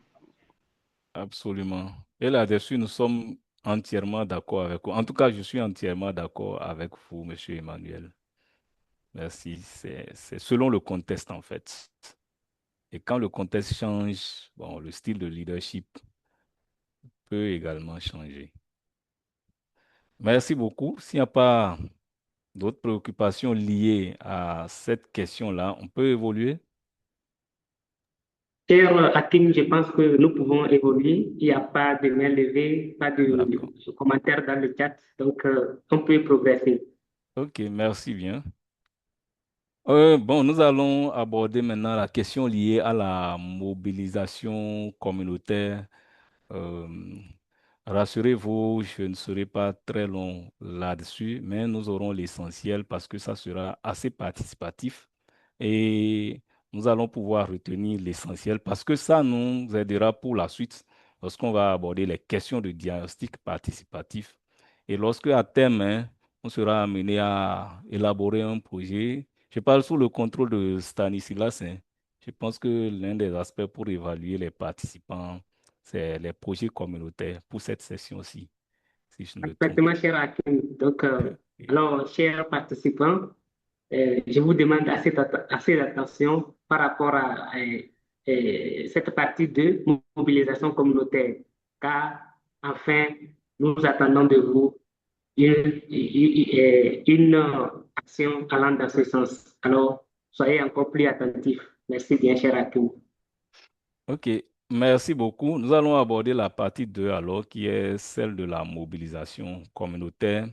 Et comme à l'entame, hein, comme dans la partie 1, nous allons déjà aborder les définitions des concepts clés que sont la mobilisation et la communauté. D'abord, il faut qu'on sache qu'est-ce que c'est que la communauté. Lorsqu'on dit communauté, qu'est-ce qu'on y met dedans? Avant d'oser parler de la mobilisation communautaire, qu'est-ce que c'est que l'action communautaire? Et lorsque nous parlons de communauté, il y a une notion qui s'invite tout de suite, c'est la participation. Il ne sert à rien de mener une action dans une communauté et qu'elle ne soit pas participative.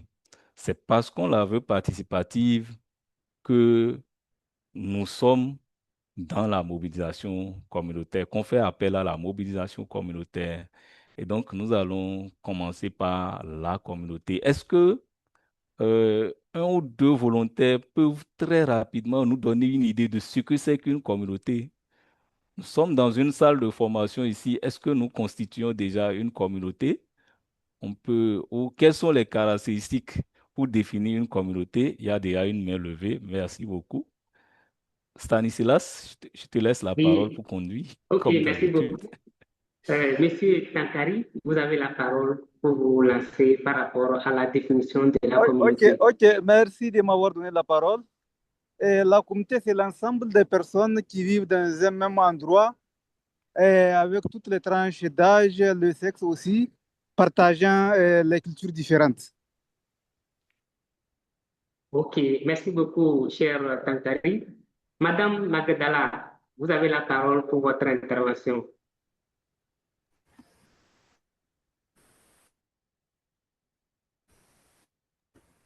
Ok, Madame Magdala, vous êtes là?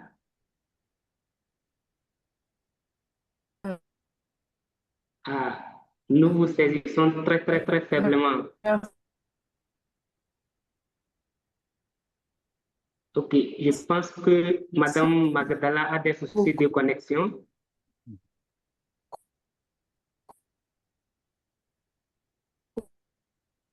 Allô? La parole accordée. Je dirais que vivant sur un territoire donné et Oui. partageant des intérêts, ce n'est pas bon. Je disais que, allô, ensemble de personnes Oh, oui, qui vivent Madame, sur un Madame territoire. Magdala. Allô, vous me saisissez? Oui, je vous saisis très bien. Ok, il y avait un souci de connexion, on ne vous saisissait pas dès le départ. Si vous pouvez reprendre, ça nous serait très D'accord. important. Merci beaucoup. Je disais qu'une communauté, c'est un ensemble de personnes qui vivent dans un territoire donné et partageant des intérêts communs et avec une possibilité d'avoir une même culture, mais surtout en termes d'intérêts, ils ont des intérêts communs. Merci beaucoup. Ok, merci beaucoup pour votre intervention. Monsieur Basile Assoumana, vous avez la parole. Bonsoir, chers tous. Moi, c'est Basile Azoumana. Je viens du Togo, infirmier au CHU Campus de Lomé. Est-ce que vous me saisissez? Oui. 5 sur 5, allez-y. D'accord. Pour moi, une communauté, c'est un ensemble d'individus, groupe d'individus qui partagent un même espace géographique et qui peuvent ou non être de la même culture. Je vous remercie. Ok, merci beaucoup, cher Basile. Monsieur Eric, avec votre permission, nous allons Oui, prendre. allez-y. Oui, ok. Monsieur Idrissa Daffé, vous avez la parole. Ok, merci pour la parole. Je pense que les autres ont intervenu. La seule précision que je voulais apporter à la définition des amis, c'est pour dire qu'on peut être en communauté sans forcément partager un territoire ensemble. Nous, par exemple, comme le professeur a posé la question, nous sommes une communauté déjà. C'est la communauté de ceux qui font actuellement la formation sur l'impact du changement climatique sur la santé. Donc, nous pouvons déjà considérer que nous sommes en communauté, puisque nous avons les mêmes intérêts. Nous partageons les mêmes intérêts. Donc, une communauté, ça peut être des groupes d'individus qui vivent ensemble, qui partagent les mêmes intérêts. Aussi, ça peut être des personnes qui partagent les mêmes intérêts, mais qui ne sont pas sur le même territoire. Donc, c'est cette précision que je voulais tout apporter à la définition que les autres ont donnée. Merci. Ok, Ok, merci cher beaucoup. Stanislas, avec ta permission, je Oui, voudrais rebondir sur l'intervention de Monsieur Idrissa Idriss, Dafé. Je crois que c'est bien ça, hein. c'est bien Bon, ça. voilà. Est-ce que Monsieur Idrissa Dafé, bon, ça c'est pour le taquiner un peu, hein. Est-ce que vous êtes sûr que nous ne partageons pas un même territoire ici, qui est la salle virtuelle de la formation? Monsieur Stanislas? Oui. Alors, Monsieur Idrissa, vous pouvez rebondir par rapport à ça. C'est pas Monsieur, à lui seul, les participants. J'avais ce bon, volet-là sur la question, savoir si nous sommes vraiment une communauté au cours de cette formation. ok. Monsieur Dassilenou veut apporter un élément par Ok, rapport à ça. Monsieur Dassilenou, vous allez-y. avez la réponse, vous avez la parole. Ok, merci beaucoup. Je ne pense pas qu'on partage un même espace parce Ok, qu'il faut partager un même espace géographique avec géographique. des réalités culturelles qui sont les mêmes, communes, et une vision. Ici, nous sommes dans une salle virtuelle. Oui.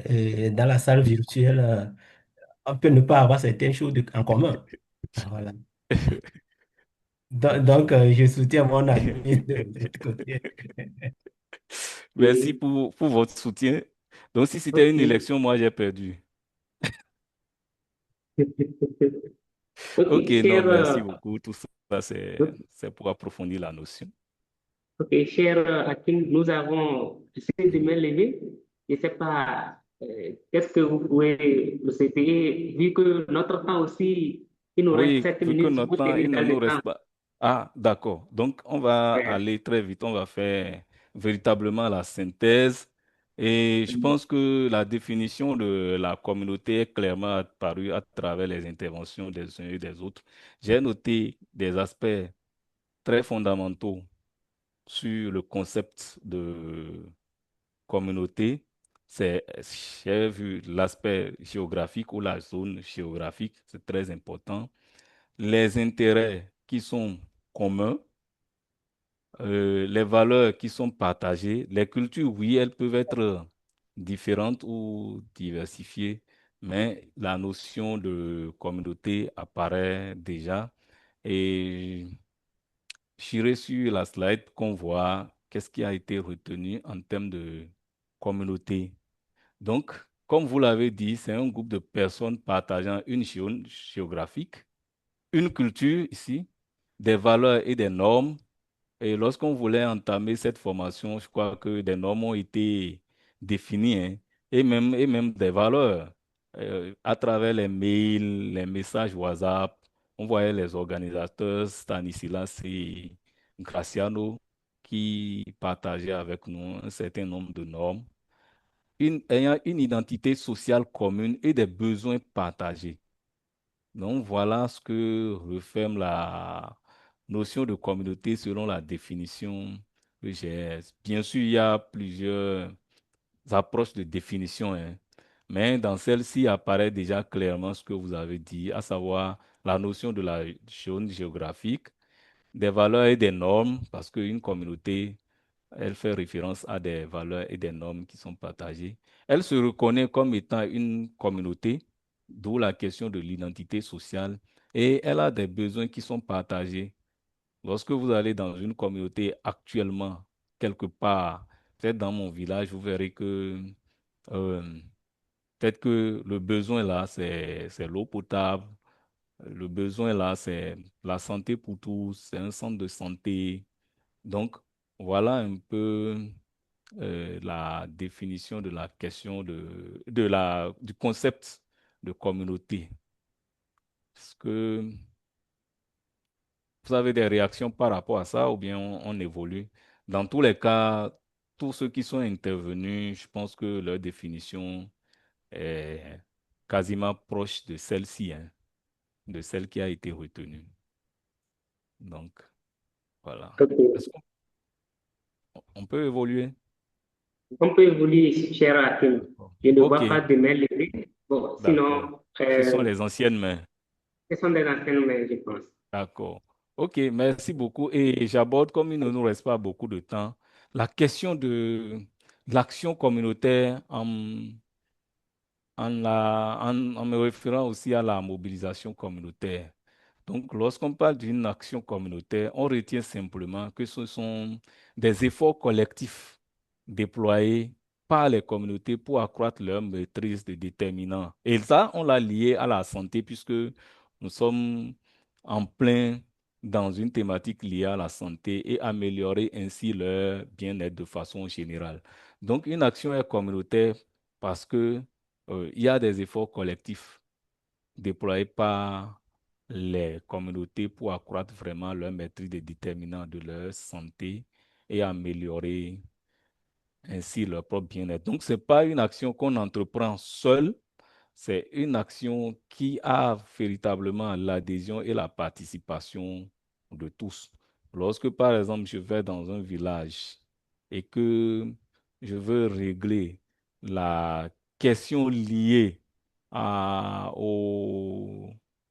ou bien lorsque je veux, par exemple, réaliser une infrastructure communautaire qui est l'émanation d'une communauté, euh, pour que cette action soit communautaire, il faut que je vois l'ensemble des membres de cette communauté-là participer à cette action-là pour que je dise que c'est vraiment une action communautaire. Si je viens seul de mon propre gré et que j'ai les mêmes moyens et que, bien que ce soit ma communauté, je réalise un pont, ce n'est pas encore une action communautaire. Mais lorsque c'est la population elle-même qui, véritablement, peut-être à l'initiative d'un leader, se rassemble pour vraiment participer aux travaux d'élaboration de ce pont-là, elle devient alors une action communautaire. Est-ce que c'est bon jusque-là? Et je glisse en même temps avant les questions si M. Dafé Idrissa peut patienter un peu. Je vais directement à la mobilisation communautaire pour dire que, en fait, pour définir la mobilisation communautaire, c'est que c'est un processus par lequel les groupes locaux reçoivent une assistance pour définir leurs besoins et leurs objectifs et agir collectivement pour les réaliser. L'action communautaire, ce qu'on peut retenir, c'est qu'elle est une action spontanée. Ça peut être une action limitée dans le temps, très brève, qu'on mène, alors que la mobilisation, c'est tout un processus qui comprend un certain nombre d'étapes que nous verrons véritablement par la suite. Et je laisse la parole à Monsieur. Bon, Stanislas, je vous laisse la parole pour très certainement conduire la session des questions-réponses. Voilà.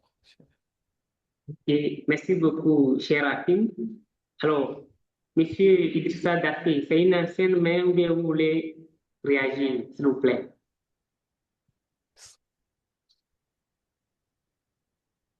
Ok, je pense que ce sera une ancienne main. Alors, Monsieur Je peux? Samuel, Monsieur Samna, vous avez la Je parole. peux? Oui, D'accord. allez-y, allez-y. Merci. Merci de m'avoir donné la parole. C'est juste une petite question par Oui. rapport à la mobilisation communautaire. Maintenant, j'aimerais savoir la différence entre la mobilisation communautaire et le diagnostic communautaire. Comme déjà, on parle de la communauté, donc il nous faut que nous arrivions à avoir cette différence, surtout que nous avons toujours le contact avec cette communauté. Donc, merci. OK. Merci beaucoup. Monsieur Stanislas, si tu le Oui, permets, on allez-y, ira vous avez la très parole, allez-y. vite. Dans diagnostic, je crois dans diagnostic communautaire, il y a le mot diagnostic, hein. Et il y a beaucoup d'agents de santé dans la salle. Souvent, lorsqu'on parle de diagnostic, je me réfère souvent au domaine médical. Alors, lorsque, lorsqu'on parle de diagnostic, qu'est-ce que c'est en réalité? Rapporté au domaine médical, on cherche à identifier quelque chose, hein, lorsqu'on parle de diagnostic, je crois, hein. Lorsque je suis malade et le médecin pose son diagnostic, c'est de voir de quoi il est véritablement question à travers les symptômes et les signes. Donc, le diagnostic, il est différent de la mobilisation communautaire en ce sens qu'on recherche d'abord à voir qu'est-ce qui se passe au niveau de la communauté. Donc, mais on va voir en les étapes au niveau d'un diagnostic communautaire lorsqu'on va l'aborder. Je pense que ça serait plus clair et c'est prévu dans ce module-là, mais pas pour aujourd'hui, très certainement. Ça sera la consistance des échanges de demain. Donc, voilà ce que je peux dire très brièvement, à moins que les participants n'aient d'autres approches de réponse à apporter. Ok, merci beaucoup, cher Hakim. Ouais. Chers participants, est-ce que quelqu'un voudrait bien ajouter quelque chose? Sinon, nous sommes à 21h01. Allô? Oh là Et là. nous, oui, Oui, Stanislas, il y a M. Idrissa qui a levé la main là. ok. Je pense que ça doit être une ancienne main, puisqu'on l'avait interpellé. Voilà, il a baissé. C'est une ancienne main alors. Ok, d'accord. Oui. Ok.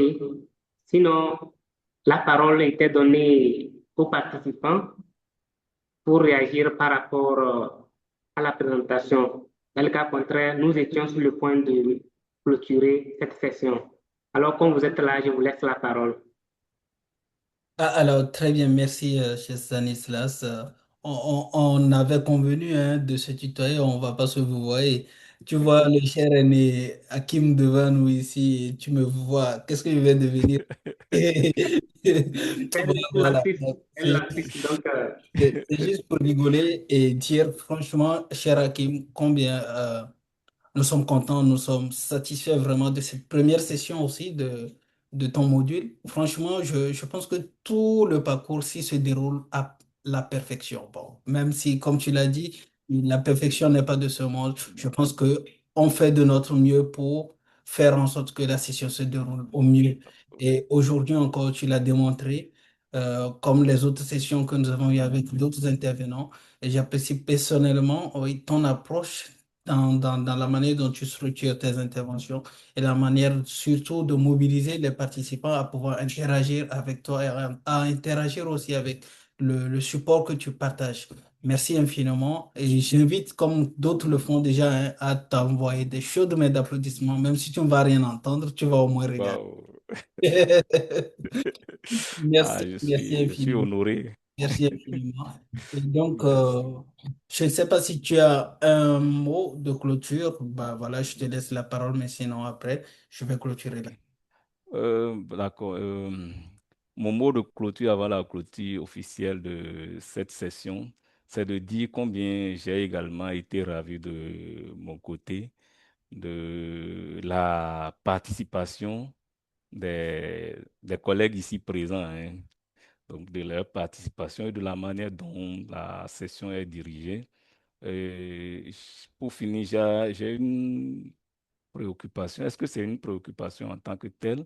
Il est prévu un petit exercice hein, sur l'identification des leaders. Peut-être que je vais partager ça à travers le chat. Je vais partager ça avec Graciano Stanislas.